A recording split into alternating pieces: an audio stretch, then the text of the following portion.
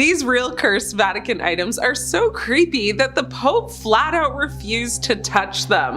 The chronovisor. Now, the chronovisor is an alleged device that purportedly allows users to view past events, so essentially a time machine of sorts. Now, according to some accounts, it was developed in the 1950s by Father Pellegrino Ernetti, a Benedictine monk with assistance from scientists, including Nobel laureate Enrico Fermi. Now, Ernetti claimed to have used the chronovisor to obtain a photograph of the crucifixion and to witness a performance of the lost play Thyestes in ancient Rome. Now, the claims surrounding the chronovisor and Ernetti's work have been met with skepticism and controversy. Some evidence suggests the photograph of the crucifixion was a reversed image of a postcard, and doubts have been raised about the authenticity of his transcription of, the Thyestes. Now, the device supposedly used a series of antennas and exotic metals to capture residual electromagnetic radiation left by past events. While the Vatican has never confirmed its existence, rumors persist that the device is hidden within the Vatican's secret archives,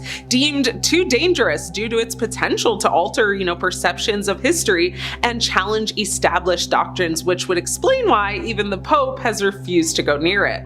The Devil's Bible, which is the Codex Gigas. Now, the Codex Gigas, often referred to as the Devil's Bible, is a massive 13th century manuscript originating from Bohemia. Now, the Codex Gigas is the largest extant medieval illuminated manuscript in the world at a length of 92 centimeters.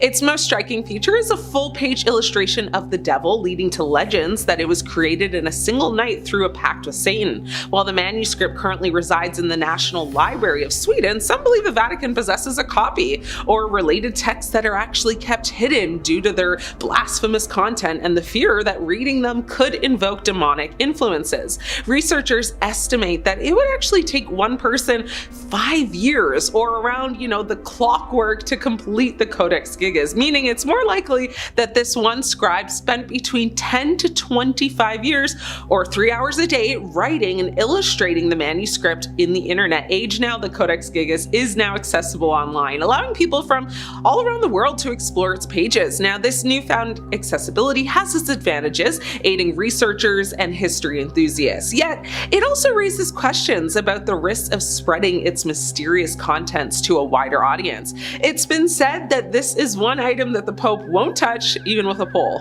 The Spear of Destiny, also known as the Holy Lance or the Spear of Longinus, is believed to be the weapon that pierced the side of Jesus during the crucifixion. Now, over the centuries, it has been associated with immense power, with legends claiming that whoever possesses it holds the fate of the world in their hands. Now, the spear is associated with immense power and just the ability to basically control world events for good or for evil. Throughout history, various figures like Emperor Constantine, Napoleon, and even far worse ones have been fascinated by the spear, seeking to possess it. Now, there are multiple claims to the original spear, with some relics housed in various locations like St. Peter's Basilica in Rome and the Hofburg Treasure House in Vienna. The spear has been a symbol of power, destiny, and religious belief, influencing historical events and shaping narratives. Now, due to its controversial history and the potential for misuse, it's rumored that the Vatican has secured the spear, with the Pope refraining from direct contact to avoid dire consequences associated with its legends. Third Secret of Fatima. Now, the Third Secret of Fatima, revealed in 2000 by the Vatican, describes a vision of persecution and the attack on a bishop dressed in white, interpreted as a prophecy of the 1981 assassination attempt on Pope John Paul II in 1917. Now, 3 shepherd children in Fatima, Portugal, basically reported visions of the Virgin Mary, who entrusted them with 3 secrets. Now, while the first 2 were revealed early on, the third secret remained undisclosed until the year 2000. However, many believe that the full content of the third secret has never actually been entirely revealed, as it allegedly contains apocalyptic prophecies. Now, the Vatican, along with other interpretations, saw the secret as a warning about, the persecution of Christians and the dangers messengers of war. Now, some interpretations also include the vision of hell, notes on the Fatima website. Now,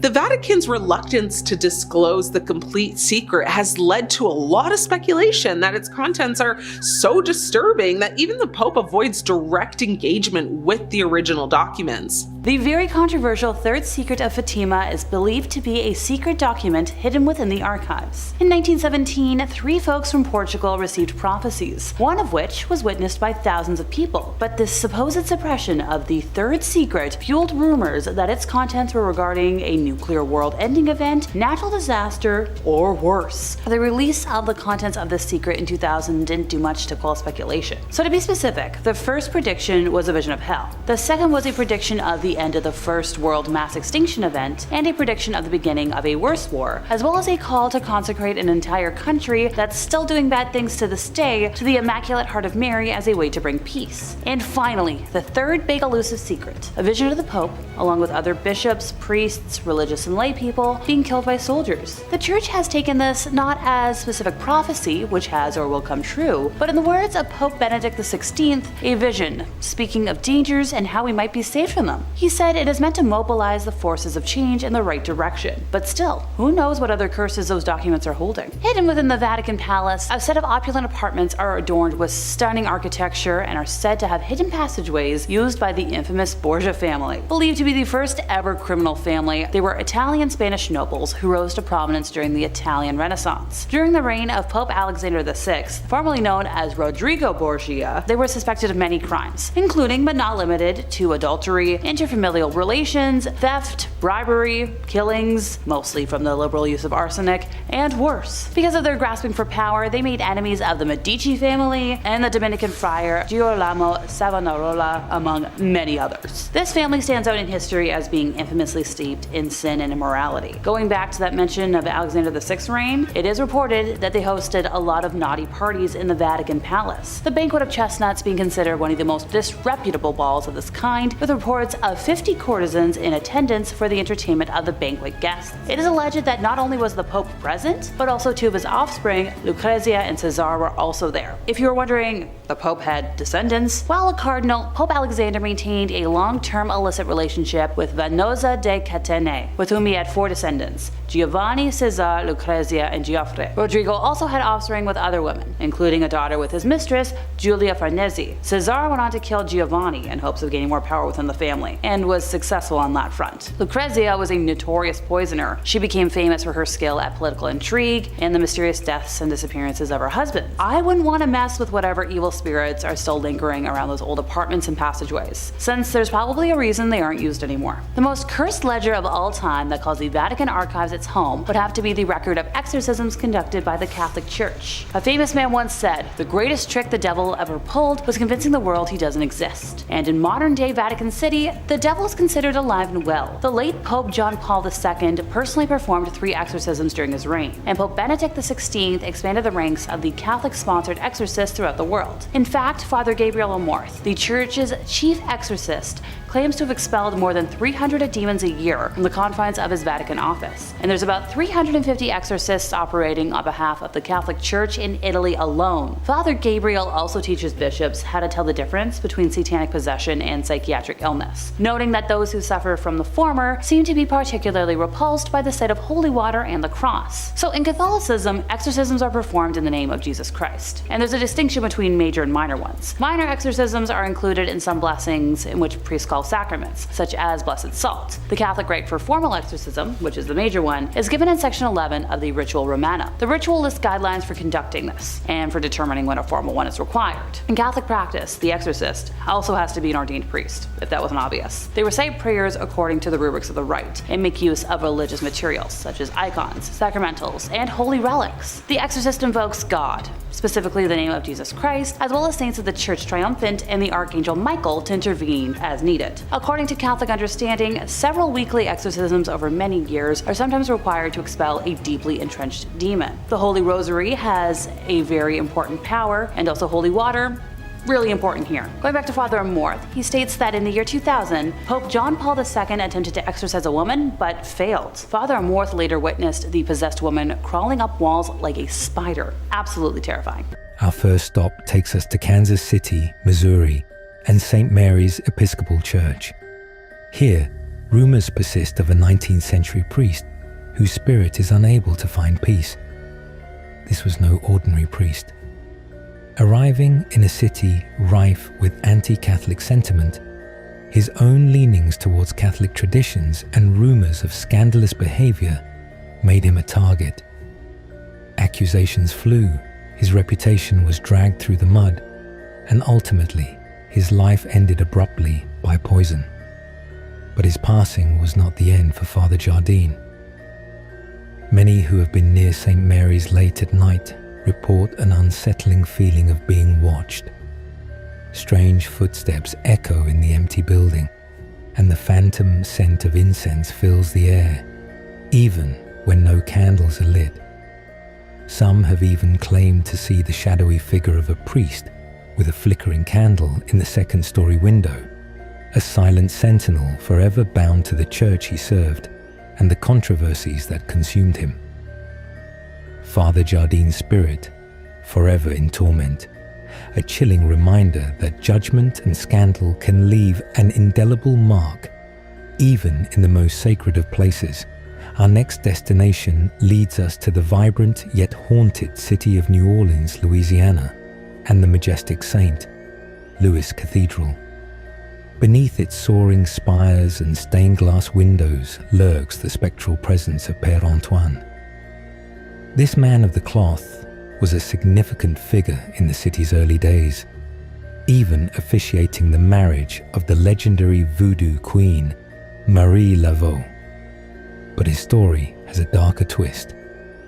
Whispers claim Père Antoine was secretly connected to the Spanish Inquisition. Though eventually exiled and later returning as a beloved figure, some believe the weight of his past deeds, the secrets he carried, tether his spirit to the cathedral grounds. They say his shadowy figure can still be glimpsed through the stained glass windows during Mass, a silent observer of the faithful. Others claim to feel his unseen presence in the quiet gardens behind the cathedral, a lingering echo of a life intertwined with both the sacred and the shadowed. Père Antoine, forever bound to the St. Louis Cathedral, a haunting reminder that even within holy walls, secrets can leave an eternal imprint. Across the Atlantic, in Louisville, Kentucky, stands the imposing First Church of Christ Scientist. Here, tragedy has woven a dark thread into the fabric of the building. Local sightings of the Lady of the Stairs, a young woman, forever pacing the steps. They say she was a member of a prominent family, deeply in love with a soldier. Their secret meetings took place right here, on these very stairs, under the watchful gaze of the church. Their plan was to escape, to be together despite her family's wishes. But on the night they were to meet at this sacred place, he never came. She waited, a jilted bride, her heart shattering with each passing moment. Unbeknownst to her, tragedy had struck. Her beloved soldier had succumbed to illness at a nearby camp. Chilled to the bone, believing herself abandoned, she returned home, only to fall ill herself. And in a cruel twist of fate, she too passed away, never knowing the truth. Now, they say her spectral figure still walks those stairs, forever waiting for a love that will never return. We now journey north to Manitoba, Canada, and the seemingly serene Saint. Andrew's on the red. But don't let its peaceful facade fool you. This historic church is said to be haunted by not one, but two unsettling figures. Who are they? Some say they might be former community members, their spirits unable to find rest. Others speculate they could be Captain William Kennedy and his wife. Their story now woven into the very fabric of this haunted place. The church itself seems to hold its breath, with reports of the antique pipe organ playing by itself when no one is there. And those who dare to venture near at night speak of glowing red eyes that drift through the cemetery trees, watching waiting. St. Andrew's on the red, a place where history and the supernatural collide, a chilling reminder that some stories and some spirits never truly fade. Our final stop brings us to the ancient heart of London, England, to St. Bartholomew's Church. Within the ancient walls of St. Bartholomew's Church, a figure is said to roam, the ghost of a monk named Raher. This was no ordinary cleric. In the 12th century, Raher, a man known for his charm, experienced a powerful vision that led to the very founding of this sacred place. But his connection to the church didn't end with his passing. Centuries later, during renovations, Raher's tomb was opened. Inside, his skeleton lay undisturbed, still wearing his monk sandals. And here's where the tale takes a truly unsettling turn. It's said that a workman, in a moment of thoughtless folly, took one of Raher's sandals, bones and all. Days later, the man returned, pale and shaken, claiming a sudden illness had befallen him. He returned the sandal, but the damage was done. Legend now chills the very stones of St. Bartholomew's. On moonlit nights, they say the spectral form of Raher can be seen gliding through the aisles, a silent, desperate search in his eternal quest for his missing foot. A ghostly monk, forever bound to his earthly remains, a chilling reminder that even in hallowed halls, some spirits find no rest. Starting off with the Cursed Chapel of the Damned. Now, St. Mary's Church in England, St. Mary's Church in the small village of Botsford, England, is a place of dark legend. According to local lore, the church is haunted by the ghost of a young girl who was brutally unalived by a satanic cult in the 17th century. Visitors to the church have reported strange occurrences, including unexplained noises, moving shadows, and an intense feeling of dread. Local resident Sarah Jenkins had said once, "I've been visiting St. Mary's for years, and I've always felt a sense of unease, but one night I saw a ghostly figure of a young girl standing in the pews. It was like nothing I've ever seen before."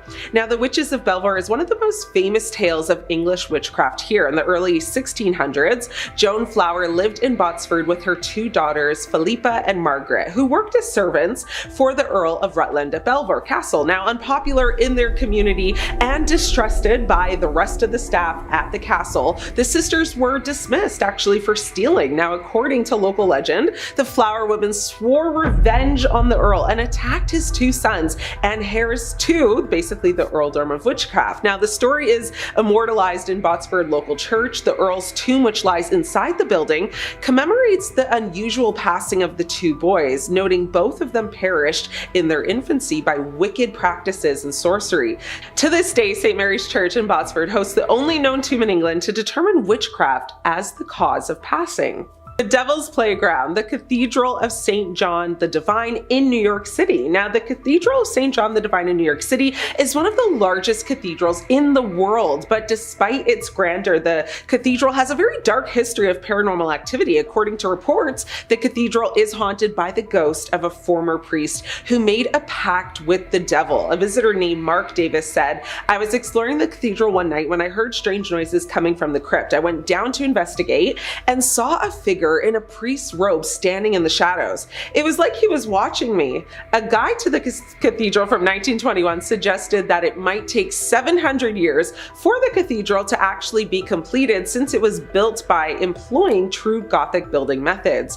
However, as of right now, it appears that the cathedral will never be completed. A temporary ceiling consisting of tiles is still in place, a century after it was supposed to be demolished so that the cathedral spire could basically rise. Now, St. John the Divine claims to be the largest cathedral in the world, defined as a church that is also the seat of a bishop. Measured by length or internal volume, it is one of the 5 largest church buildings in the entire world. Additionally, it possesses the largest rose window in the United States. The window, which is the 5th largest in the world, was constructed constructed out of 10,000 pieces of stained glass.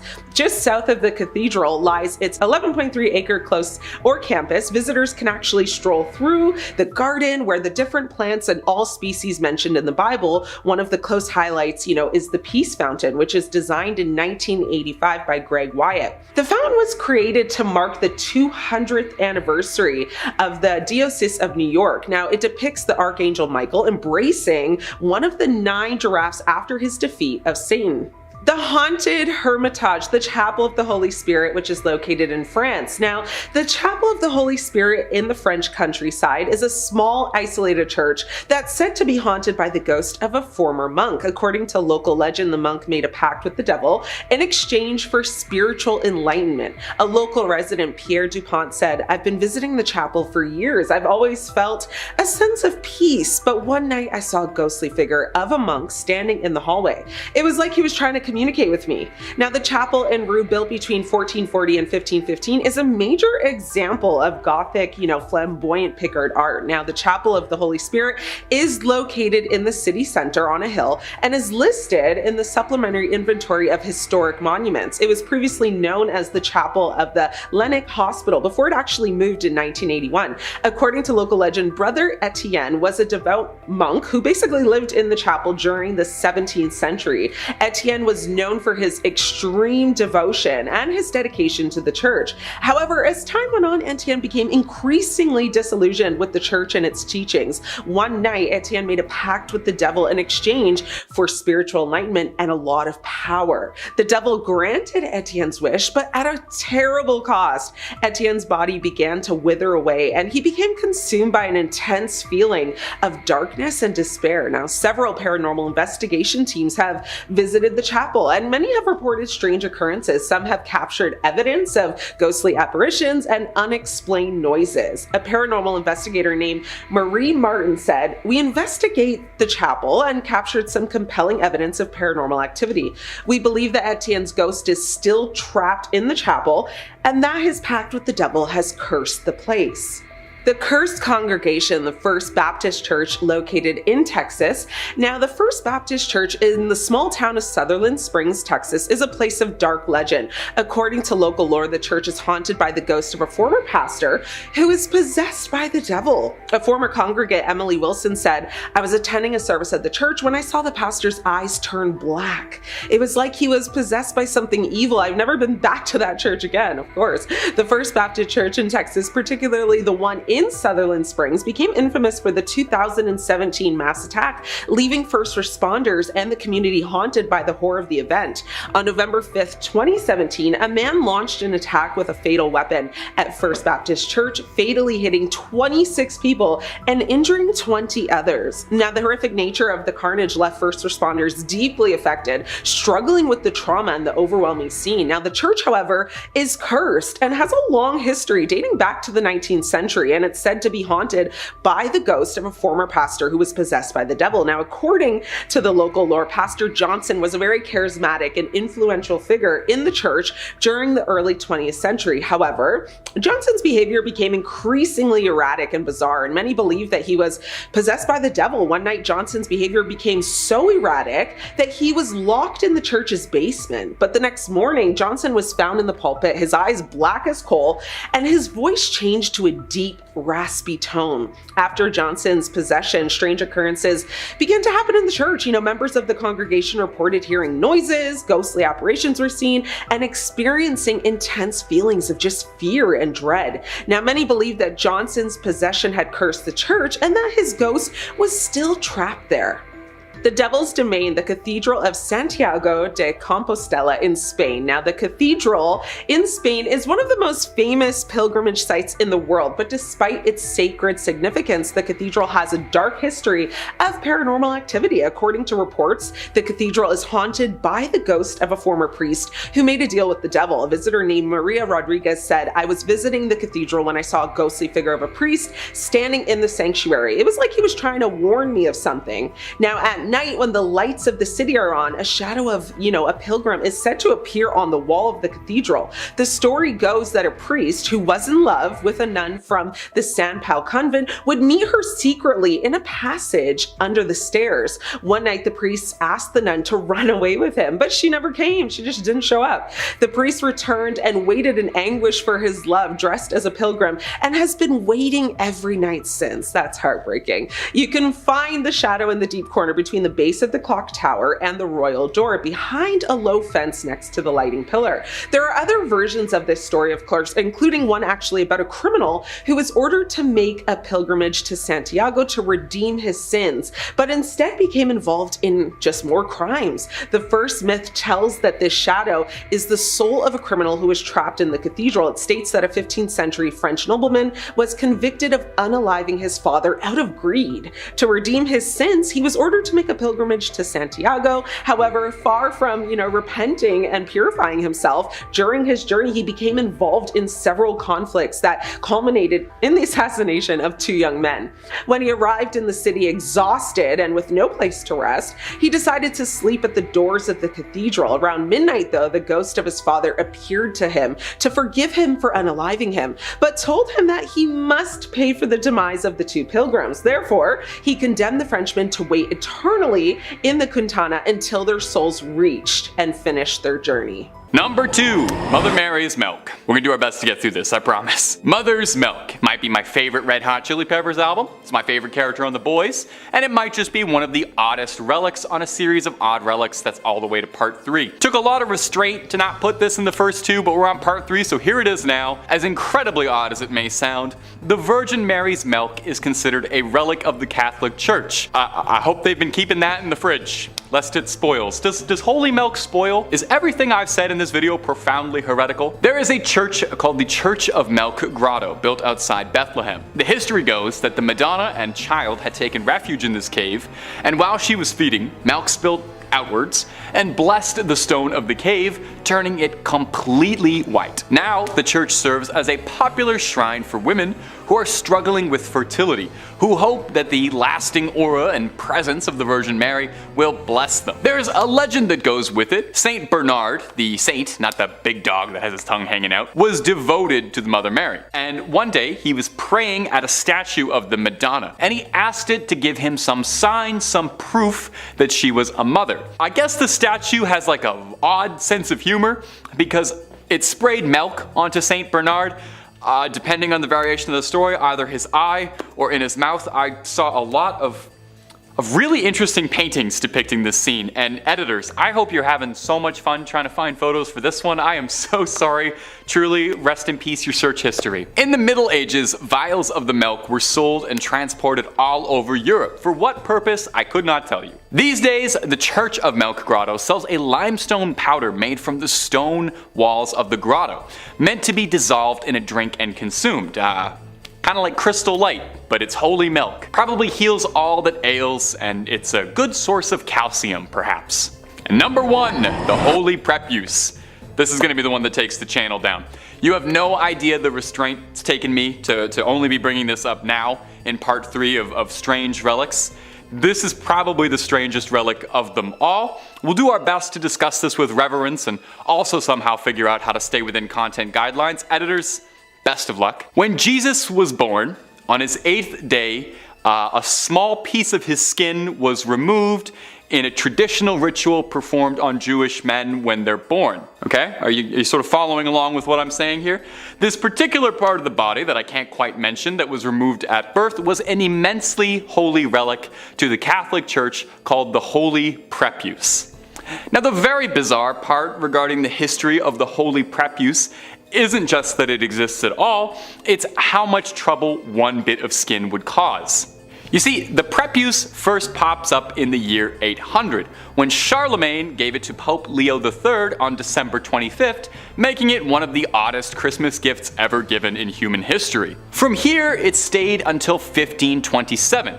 Now, when Rome was sacked, a German soldier stole the prepuce and tried to keep it for himself, until it was eventually recovered again and became the centerpiece of the village of Calcutta, where it was seen as the most exciting thing to happen in a while. It was like a celebrity showed up to the village. It was this great, big, important deal. They had a part of the body of the Savior. All manner of miracles are reported to have been the result of the Holy Prepuce. However, several other churches, villages, priests all claimed that they had the true Holy Prepuce, and any other ones you might have heard of out there were false.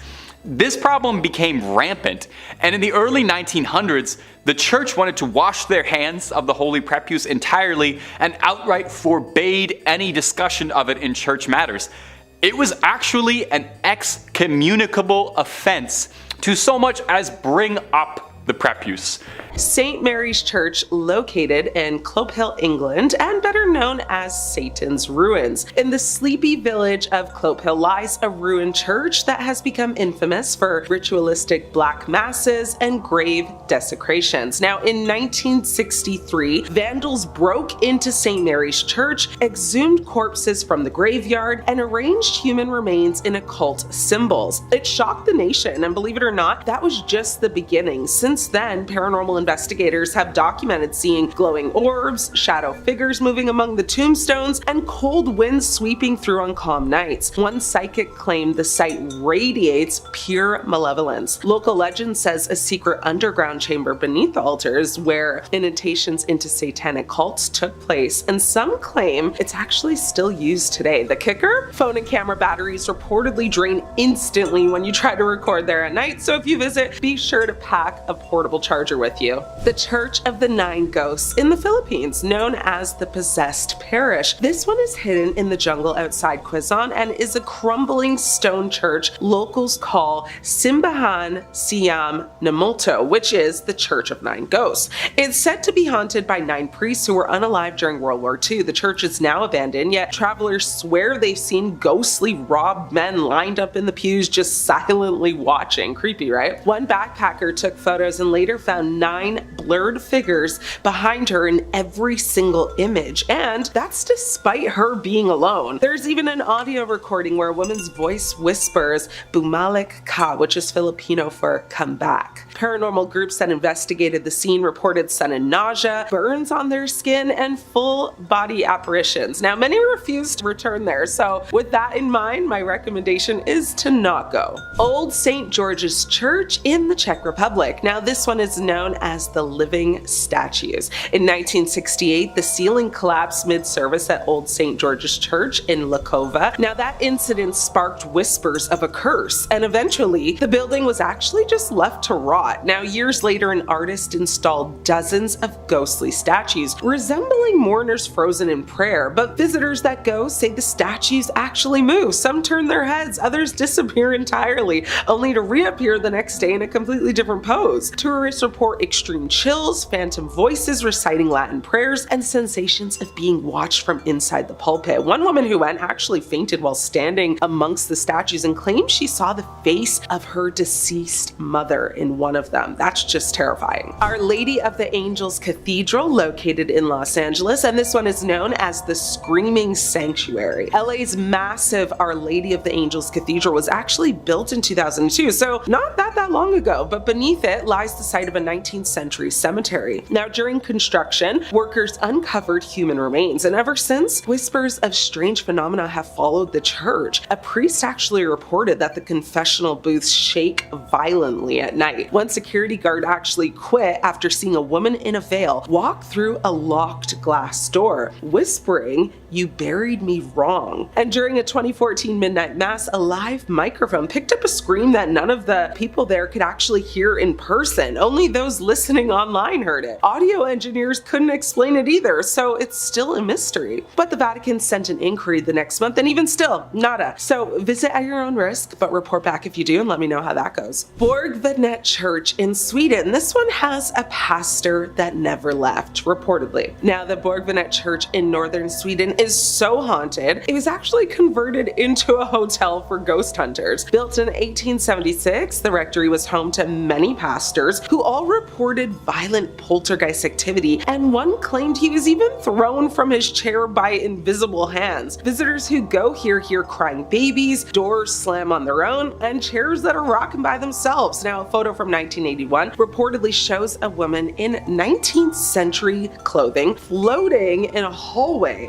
Now, if you stay the night, you're actually given a certificate, but most don't actually make it until dawn. So one woman locked herself in the bathroom for hours, saying something was trying to crawl into her body. So you literally get a certificate if you make it. It's kind of like when a burger joint gives you a prize if you finish their like 20-pound burger in 30 minutes. Honestly, I love a good challenge. This one seems worth it to try. I mean, I'm not gonna go, but you go and come back and tell me if you made it. We'll be waiting. Stoll Church in Kansas, USA, which is also known as the Devil's Gateway. Now, the Stoll Cemetery and church are so feared, some locals won't actually say its name out loud. Legend says a hidden staircase beneath the church ruins leads directly to hell, and that the devil himself rises there twice a year, once on Halloween and once on the spring equinox. Now, the church was mysteriously torn down in the 90s at some point, but stories persist. Visitors have seen hooded figures appear behind gravestones and then just vanish. Electronics fail instantly, and one woman claims her unborn baby stopped kicking in her belly during her visit and only resumed movement when they actually left the grounds. So that's creepy. Even Pope John Paul II reportedly diverted his plane around Kansas to actually avoid flying over Stoll. So yeah, this one is a no for me. I'm good. Notre Dame de la Garde in Marseille, France. Now, this is the Church of Unanswered Prayers. Known as the protector of sailors, this basilica in Marseille has a dark undercurrent. During storms, prayers are basically offered here to keep boats safe, but locals say if your prayer is rejected, you'll know instantly. Several fishermen have gone missing at sea after visiting the church and reportedly mocking its sacredness. Now, inside, people have heard whispers in Italian or Latin despite no one being nearby. A journalist caught a photo of what looks like a black shadow with horns looming in the upper gallery. Some visitors describe being overcome with grief and dread despite, entering feeling completely normal. Locals say the church knows who you are and what you've done. I don't need my dirty laundry aired out, so I'm gonna pass on this one. Poveglia Island Church in Italy. Now, this is the island of no return, as you know. Now, off the coast of Venice lies Poveglia Island, once a quarantine zone for plague victims and later home to an asylum. The island has a crumbling church where the bell tower still rings, even though the bell was removed years ago. Legend says a doctor who basically tormented patients threw himself from the tower after claiming he was being dragged to hell by ghosts. His body was never recovered. No one lives there now. Locals say if you try to set foot on the island, you'll never feel clean again, whatever that means. And some believe the church was never holy to begin with, only built to hide the evil beneath it. Churches are meant to be places of peace, right? Forgiveness and light, but these are the ones where the light no longer reaches. Whether cursed, abandoned,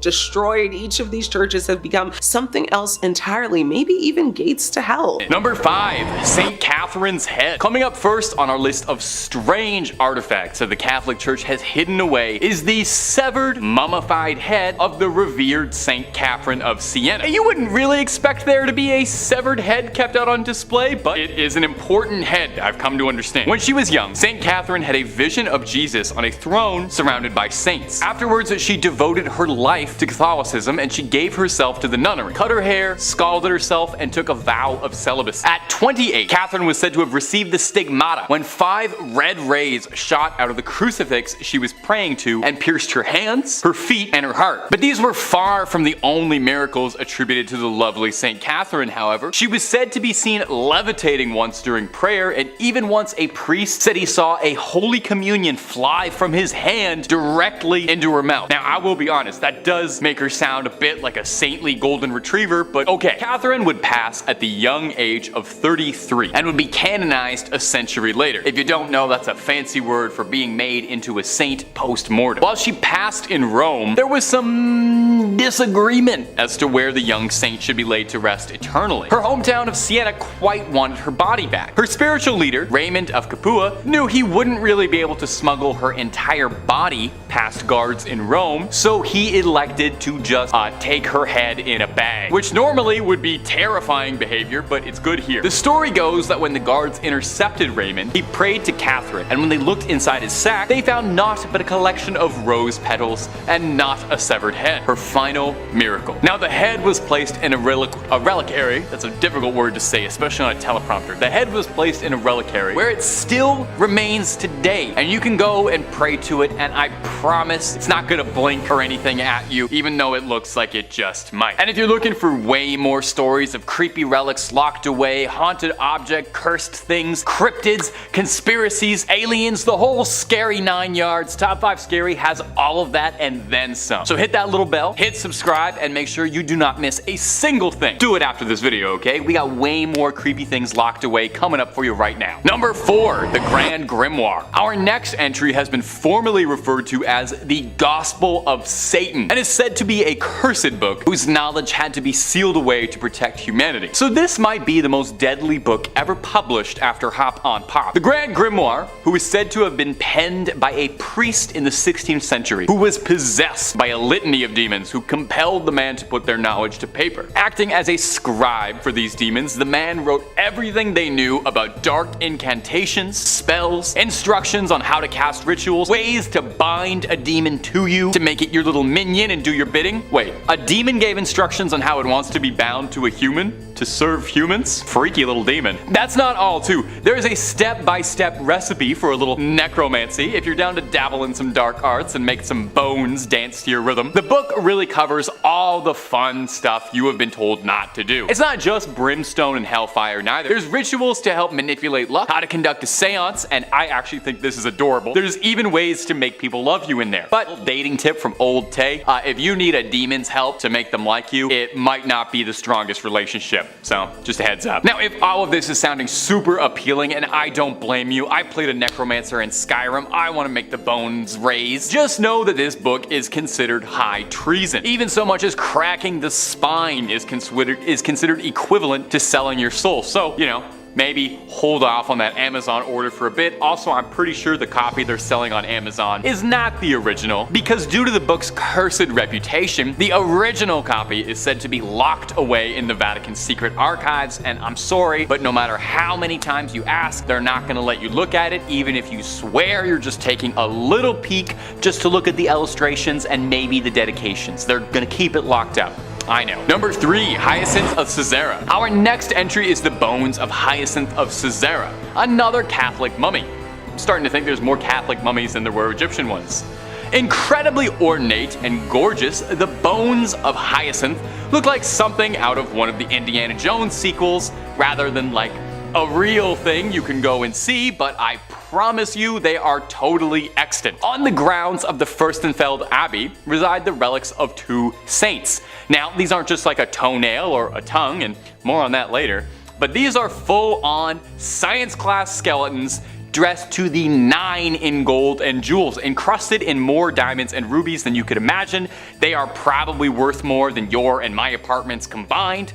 Old Hyacinth, Hisey, as he liked to be called by his friends, was an obscure martyr from the early days of Christianity, slain by the Romans for his faith. We know precious little about him today, but we know that his name appears in a list of martyrs from the 4th century, which suggests that he used to be pretty important, and he was popular enough to write his name down on a list, much like what I'm doing right now. Look at how history repeats itself like that. Isn't that fascinating? Now, Hyacinth's skeleton showed up at the Church of the Assumption in, I'm going to excuse the pronunciation here, Fürstenfeldbruck near Munich at an unknown date. Did somebody just dropped him off? Somebody just dumped a bag of bones on the front step like he's a baby you're giving up for adoption at the fire station? No more questions. The church was sacked by the Swedish army in the 17th century, and when it was rebuilt, they really went all out with the decor, going over the top, a little baroque, including a skeleton decked out in bling, looking like he is about to take over the skeleton rap scene. So that's Hyacinth, largely not remembered in life for any particular reason beyond being slain for his religion, and remembered forever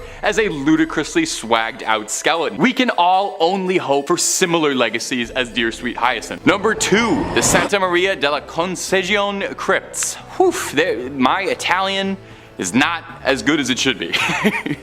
Inside the Santa Maria della Concezione crypts, as many as 4,000 friars lie here. Well, lie is probably the wrong word, as they hang here is probably a more accurate description, as these 4,000 bodies are hanging from the rafters, decorating the space of every inch of the church. Now, it might seem a bit grim or beautiful, depending on your twisted point of view. We're a scary channel, I ain't gonna judge you. There's a certain chic to it, but I wouldn't be surprised if they have to spend a few hundred a month on keeping air fresheners and incense just running all the time there. Now, you might reasonably be wondering, hey, why do they hang bones from the wall like they're throwing a Halloween party and no one went to the store to get actual decorations and they had to make do with what they had? Well, they're not just festive. The practice dates back from the 16th century when the Capuchin friars, not named after the monkey but because of the hoods they wore, left the friary of St. Bonaventure to come live at Santa Maria della Concesione. They were ordered by the Pope's brother at the time to bring the remains of deceased friars with them to their new home so that all the Capuchins could lie together. With a huge amount of bodies on their hands, the brothers decided to get a little fun with it and decorate the walls of the crypts with their bones as a way of reminding them that death comes for all of them. Surely there's a slightly easier way to remind you of the ever-present mortality that hangs over us than literally hanging a bunch of pelvises to the buttresses, but what do I know? A plaque in the crypt reads, "What you are now, we once were. What we are now, you shall be," which is grim. No way around it. The crypt contains a little bit of everything inside you. Crypt of skulls, lovely load of leg bones, and the star of the show is definitely the crypt of pelvises. Oh, make sure you get a photo in there. Make sure you grab a fridge magnet from the Pelvis Room gift shop. And number 1, St. John the Baptist's many heads. They say 2 heads are better than 1, which might be proof of what a great man St. John the Baptist is, because no one can seem to agree how many heads the guy actually had. The saint's head was supposedly brought back from Constantinople in 1206 by the crusader Wallen de Satan, but it seems this happened more than a few times, since 3 different shrines across the globe all claim to have the original head of St. John the Baptist, and no one's able to clear this up anytime soon. St. John was a forerunner of Jesus Christ, and the New Testament says that John was beheaded by Herod around 28 CE as a punishment for criticizing his recent divorce. Yeesh. Paintings of the beheading depicted on a silver platter, which is a nice way to get a severed head, I think. I don't know if I ever want a head delivered to me, but if I had to, I would want it on a silver platter. According to the legend, there really was a silver platter his head was delivered on that made its way to Constantinople or Istanbul, but was sold by the Crusaders in order to pay for his travels back. John's head was on display in the Amiens Cathedral up until the French Revolution, where they confiscated all church treasures, and it would eventually return home in 1816, then going all the way back to Rome from Greek monks who brought it to a shrine decorated with beautiful stained glass, one panel depicting the head on a silver platter. You think you wouldn't want to remember that? Well, here's where the trouble comes in. A German museum in Munich also takes great pride in having St. John's head. The Munich Residence Museum contains a bunch of other holy relics, but their most prized is the alleged St. John's head, although no one really knows how it got there. This skull is wrapped in cloth and heavily interred with gems. Now, 2 would be impressive, but St. John's got a crowd worth of heads because he's got 3. His last head can be found in Damascus, Syria in the Umayyad Mosque, one of the oldest and largest mosques in the world. This relic, also not exposed, wrapped in a cloth, and is currently located in a shrine dedicated to the saint. So will the real John the Baptist please stand up? Or do all 3 of these heads actually really belong to him, and he had to be beheaded 3 times for it to take? You know what, don't answer that. I'm not sure if that's something I really want to know. The True Cross relics. Now, relics of the True Cross, or pieces of the cross on which Jesus Christ was crucified, are venerated by many Christian, denominations as objects of devotion. Now, these relics are believed to have been discovered by Saint Helena, the mother of Emperor Constantine, during a pilgrimage to the Holy Land. Saint Helena reportedly found not only the cross, but also the 3 nails used for the crucifixion. Saint Helena reportedly discovered and donated many other relics of the True Cross, including smaller pieces to the Basilica Santa Croce in Rome. Now, fragments believed to be from the True Cross, the cross upon which Jesus was crucified, are held in various churches worldwide. The Vatican possesses several of these relics. While they are, there are tales of certain fragments being associated with malicious or, basically just ominous events. Now, some stories suggest that specific pieces have been actually locked away due to unexplained occurrences, with the Pope choosing not to handle them directly just to prevent potential supernatural repercussions. The Grand Grimoire. Now, the Grand Grimoire is a legendary book of black magic said to contain rituals for summoning demons and forging pacts with them. Now, the book describes several demons as well as the rituals to summon them in order to make a pact with them. Now, it also details several spells for winning a lottery, talking to spirits, being loved by a girl, making oneself invisible, etc., etc. While its existence remains unverified, some believe that a copy does reside within the Vatican's secret archives. Now, given its content, it's purported that the Pope and other high-ranking officials avoid any interaction with the text, fearing the spiritual dangers that it poses. The Shroud of Turin. Now, the Shroud of Turin is a linen cloth bearing the image of a man, believed by many to be Jesus Christ, and is considered a significant religious relic by many people. Now, the cloth is actually housed in the Cathedral of San Giovanni Battista in Turin, Italy. Authenticity has been the subject of much debate, though, particularly after radiocarbon dating tests in 1988 indicated a date range of 1260 to 1390 CE. Which is much later than the traditionally accepted date of Jesus's, crucifixion. Now, the first recorded instance of the shroud was in 1354 in Liry, France. Now, it was presented to the church by a knight named Geoffrey de Charnay, who claimed it was Jesus's burial shroud. Now, in 1389, the Bishop of Troyes, Pierre de Arcis, denounced it was a forgery. Now, the shroud was later acquired by the House of Savoy and moved to Turin, Italy in 1578. It is now actually preserved in the Royal Chapel of the Cathedral of San Giovanni Battista in Turin. While it is, one of the most studied artifacts in human history, its authenticity does remain debated. The Vatican has been very cautious in its handling of the shroud, with popes, often observing it from a distance during public displays, possibly due to its controversial nature and the mysteries surrounding its origin.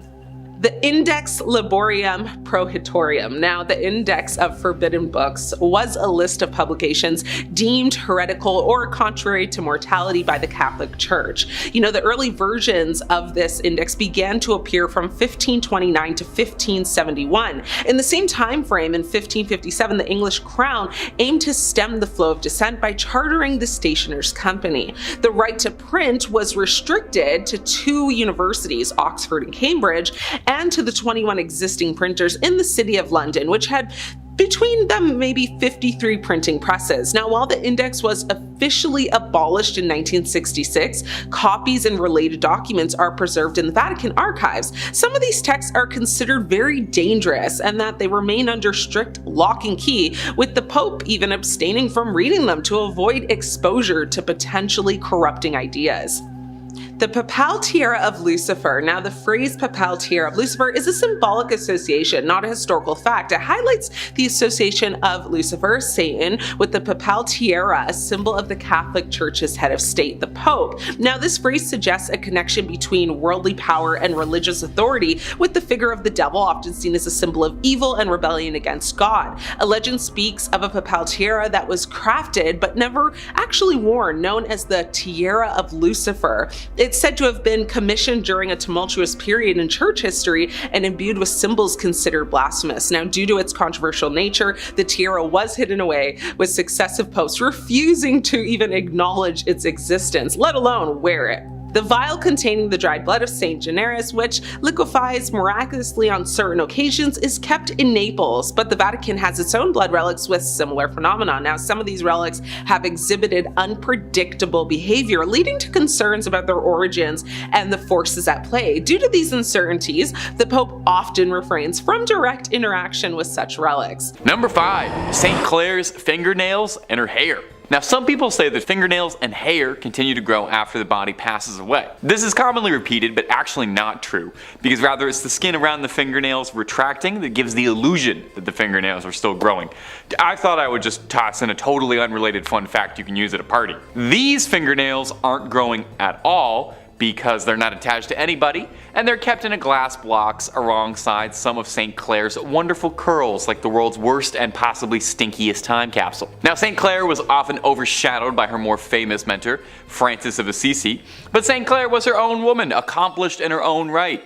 she founded her own order of nuns, the Poor Clares. Inspired by Francis's teachings when she was a teenager, she renounced the world and founded an order based on the ideals of extreme poverty and contemplation. I should probably look into this order because being extremely broke and contemplating being extremely broke is about 99% of what I do. The order spread popularity and houses of Poor Clares were established far away from her home convent in Assisi. Now it's said that part of what made St. Clare's decision to give up the worldly life so inspiring was that not only was she blessed to be born into a family of great wealth, but oh va-va-voom, St. Clare was a real stunner. Now, you know, the depictions we have to work with may not look like much, but they called her the first Jenner for her luscious lips and flowing locks. As proof of her devotion, Francis trimmed her beautiful extravagant hair as a physical manifestation of rejecting her former vain existence. As you can see, I'm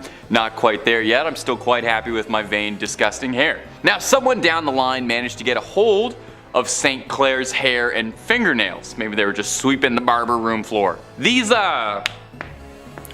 treasures, for lack of a better word, were kept and encased in a reliquary at the basilica named in her honor. This also contains a rock crystal flask with her fingernails.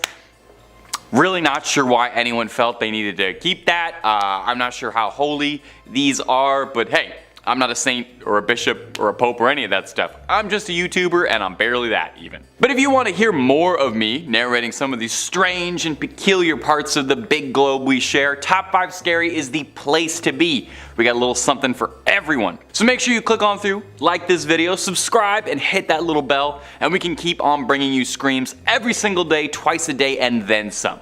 But do that at the end of this video, okay? We got way more weird Catholic relics coming up for you. Number 4, papal hearts. You know, they say some people wear their hearts on their sleeves, and some people collect 22 hearts in marble urns inside a beautiful reliquary. We all have our hobbies. We all collect things. Just make sure those hearts are still in their original packaging, otherwise, you know, they're totally worthless. Well, these aren't just regular old hearts. These are the hearts of 22 former popes. Obviously they're former popes if their hearts are, obviously.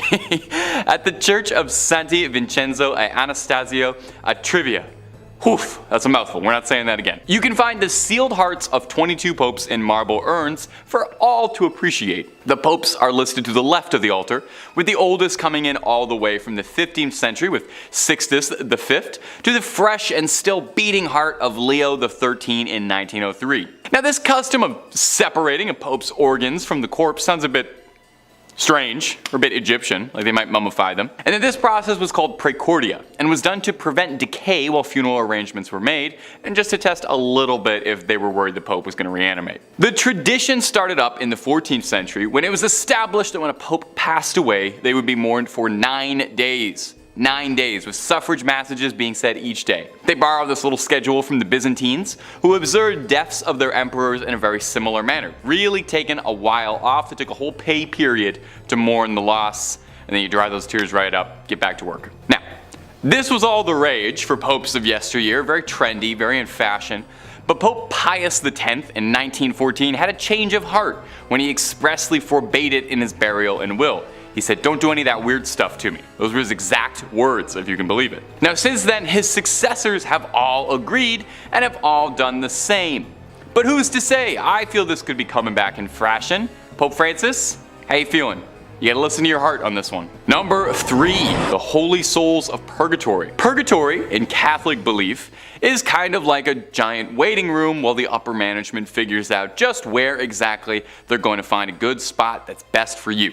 Well, that's simplifying it a bit, obviously. The soul is thought to be stranded in purgatory until it atones for its earthly sins, but you can hurry the process up just a little bit if your loved ones back on earth are praying for you. In the back of the Chiesa del Sacro Cuore del Suffragio del Piccolo Museo del Purgatorio, or Museum of the Holy Souls in Purgatory, holds a collection of relics that have been singed by the hands of the souls of those trapped in purgatory. These burned handprints are believed to be the souls trying to communicate that their loved ones need to pray harder. I don't know about you, but I would definitely start praying real hard if burned handprints started showing up in my books, but I would be praying for an exorcist, more likely. Now, this is kind of interesting, and I didn't even know this. Purgatory isn't even mentioned directly in the Bible, but the concept of purgatory dates back to the 11th century. This notion that trapped souls needed to be freed came from a story told to the Abbot Odilo of Cluny by a monk returning from the Holy Land.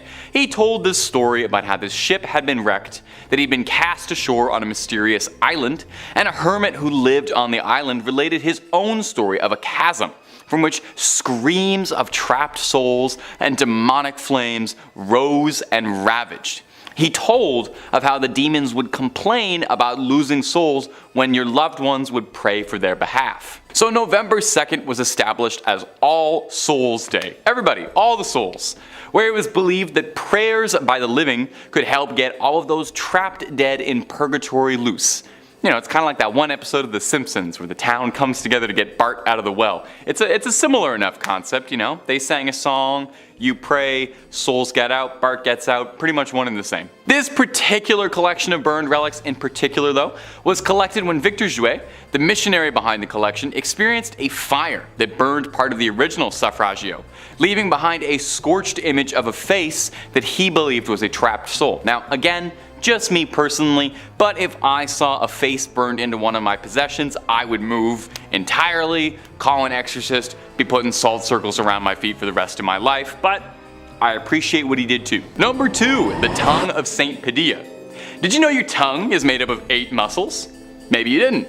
Did you know that one of the most important relics to the Catholic Church is a dried up 8,000-year-old tongue that looks like beef jerky kept inside a golden helmet that looks like something out of a dark fantasy 80s movie? Well, now you do. And have you enjoyed how much of this list is mummified bodies in gold? Because I have. St. Anthony was said to be a jewel case of the Bible, making a name for himself with his apparently extremely inspirational sermons that won the Catholic Church many new members. People would flock in just to hear what St. Anthony was talking about. Apparently, he even got a bunch of ex-Christians to reform and rejoin the faith. He was apparently an incredibly accomplished public speaker, and I would say that he had a silver tongue, but we actually have proof of what color his tongue was because it's kept in a little glass jar. St. Anthony would pass away in 1231 from edema, a horrible disease that causes a buildup and blockage of fluid in the body's tissues. Now, some 30 years later, in 1263, he was exhumed, and shocking the gravediggers who were doing it, while his body had rotted and decomposed, his legendary tongue was still intact, as incorruptible as it had been in life, allegedly still wet with saliva. I wonder if he could still taste. Seeing it was a miracle, the gravediggers took his tongue alongside the bottom half of his jaw, and they are both displayed in the Basilica of St. Anthony of Padua in elaborate gold reliquaries. But honestly, it looks like something straight out of Warhammer 40k. Does no one think this is as odd as I do? Maybe I'm an outsider, I didn't grow up terribly Catholic, so I don't really know these imagery. I know the story behind it isn't terribly scary, but the image of this tongue and jaw inside a little glass helmet wrapped in gold looks like something I would ask an AI to make if I typed in nightmare. A tongue shouldn't look like that.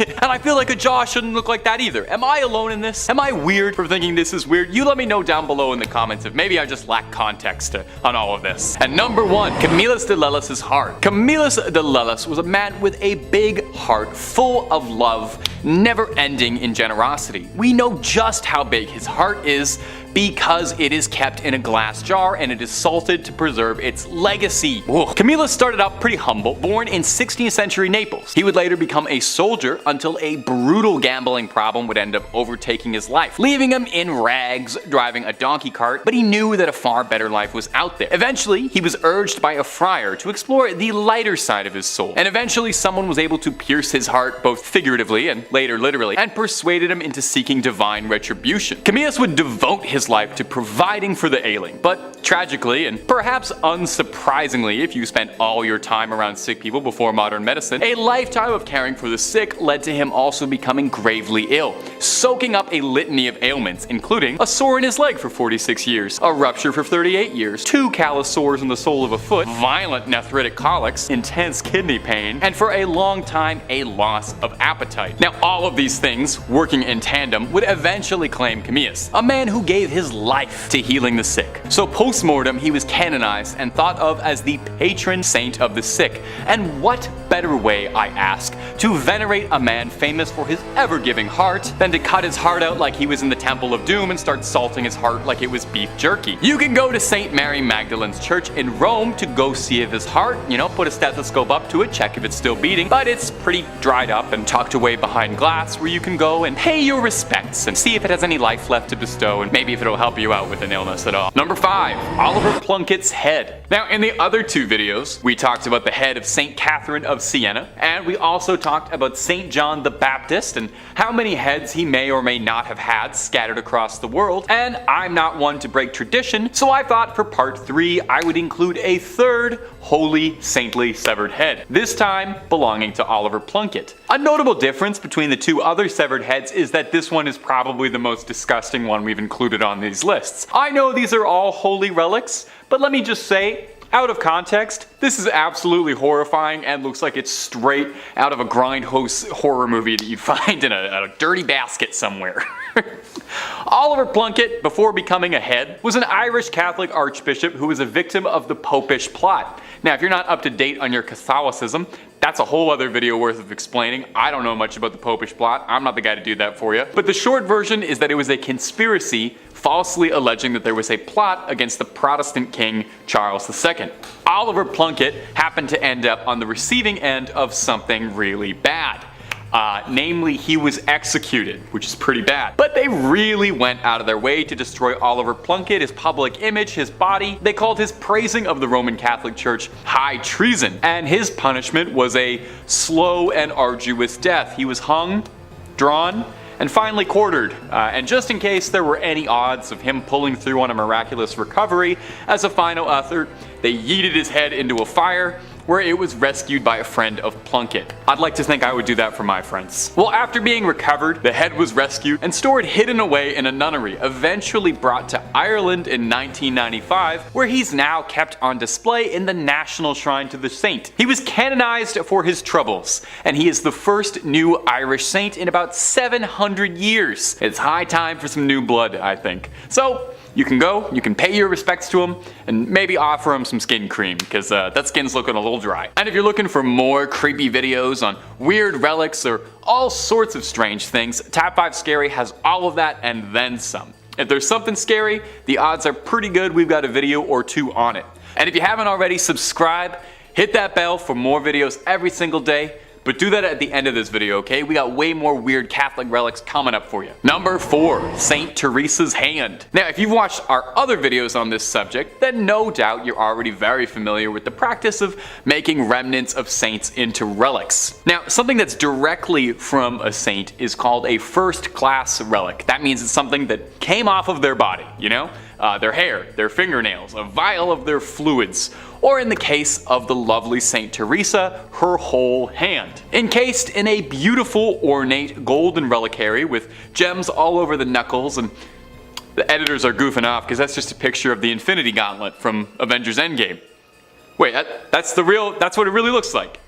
Yeah, it seems that Marvel Studios was more than inspired by the incorruptible St. Teresa's hand when designing the weapon that would give Thanos the power to wipe out half the universe. Throw a comparison pic of them side by side, they're almost indistinguishable. I'm not 100% certain if there's any symbolism or connection there, but I'm sure St. Teresa would love to know she was involved. She was a huge fan of the Marvel Cinematic Universe and all the things they do. When St. Teresa of Avila passed away, the sisters of her convent buried her with the hopes of keeping her holy body with them. 9 months later, she was exhumed, only to discover that her body was intact.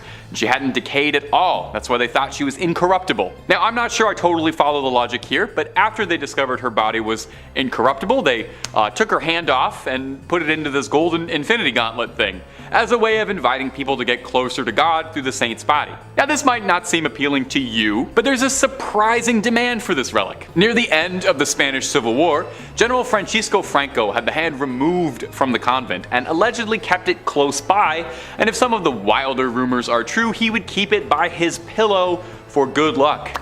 You really gotta hand it to him, he was a devout follower of the faith. Today, you can find the hand in Iglesia de Nuestra Señora de la Merced in Ronda, Andalusia, and you don't even have to rip a stone out of the Vision's forehead to get a good look at this gauntlet. Number 3. The Veil of Veronica. Now on these lists of holy relics, we've had all sorts of strange things. We've had fingernails, teeth, dried up hands, we got milk coming up later. All things that have come from the body. Well, this next one is no different. It's the Veil of Veronica, and to put it gently, it's a sweat rag that's a few thousand years old. Probably one of the most pungent odors on the planet. Imagine every gym locker room you've ever been in times 1,000. When Jesus carried the cross, bruised and beaten, there was one person among the crowds who saw fit to help him out a little. Veronica wiped Jesus' face with this rag, and miraculously his face transferred onto the rag like it was silly putty on the funny papers. Now as an outsider, I thought this is what the Shroud of Turin was. That was the wrapping used to wrap Jesus after his death, so the thing I'm learning is that Jesus left an imprint of his face on just about any surface he touched. You give him a hug, have his face on the shoulder of your shirt for the rest of your life as a sacred artifact. Now, the Veil of Veronica is hard to nail down hard, concrete facts on. It's never been officially canonized as a relic of the church, and is only alleged to exist. It's claimed to be owned at St. Peter's in Rome, although this particular relic is not on public display anywhere. Probably for the best. Honestly don't know if I want to see a 2,000-year-old sweat stain. The ones underneath my shirts are bad enough. Now it might sound like I'm being disparaging, referring to this relic multiple times as a sweat rag or a sweat stain, but I would like to offer this. The Latin name for the veil is sudarium. Sudarium literally translates to sweat cloth, so even the official churchly terminology for this relic acknowledges that it's just a stinky rag that has some sweat on it, but a holy stinky rag that has some sweat on it. A filed lawsuit claims that during the evil German dictator's reign, the Vatican Bank received at least 200 million Swiss francs from his puppet Utashi regime, money that his followers allegedly looted from groups of people they set out to eliminate. The class action lawsuit, headed up by attorney Keelan Friesen at Minneapolis law firm Zimmerman Reed, involved 2,000 plaintiffs, seeking an accounting of the funds as well as restitution that could go up to like 200 million. The claim also names as yet unidentified Swiss, Austrian, Argentine, Spanish, Italian, Portuguese, and German banking institutions, where according to the lawyer, some of this plunder might have been routed to help war criminals escape to Argentina. The suit relies on once classified documents from various countries that have been made public over the last couple of years. Well, the last many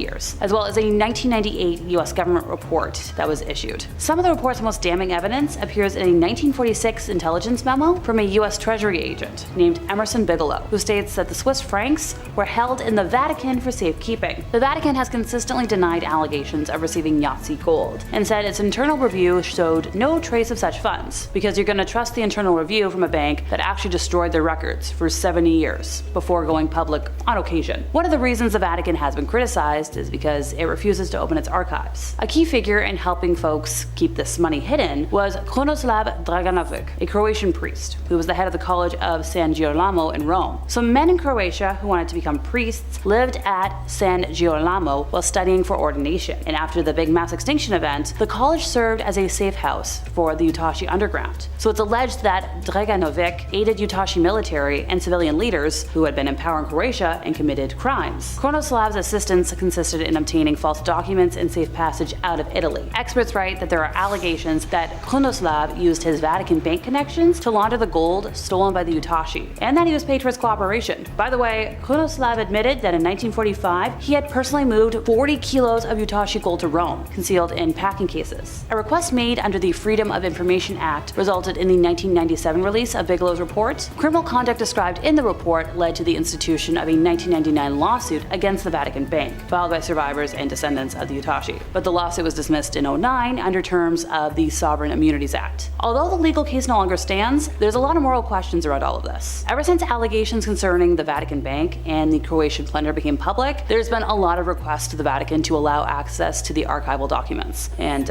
nothing yet. If there is incriminating information, it should be allowed to come out. Whatever data survived the mid-1940s would be found here, and according to experts following tradition, documents pertaining to that time period could have been made public on March 12th of 2014, which was 75 years after this Pope was in power, but nothing's happened yet. At a 1997 conference on looted Yahtzee gold in London, Vatican, the Vatican was the only one out of 42 countries that rebuffed all requests for archival access. At a 1998 Restitution Summit in Washington, it ignored an emotional plea made by U.S. Secretary of State Madeleine Albright and stood aside as 44 countries approved an ambitious plan to return icky-looted art and property, settle unpaid life insurance claims, and reaffirm the call for open access to that time-era archive. There was some enthusiasm over a 1999 Vatican announcement to allow Jewish historians into archives, but it was short-lived. Access was limited to 5,000 documents that had been hand-picked. All that cursed gold, still waiting to see the light of day. Finally, Queen Mary, a rallying force for Catholic cause in England, wrote a letter in French to Pope Sixtus V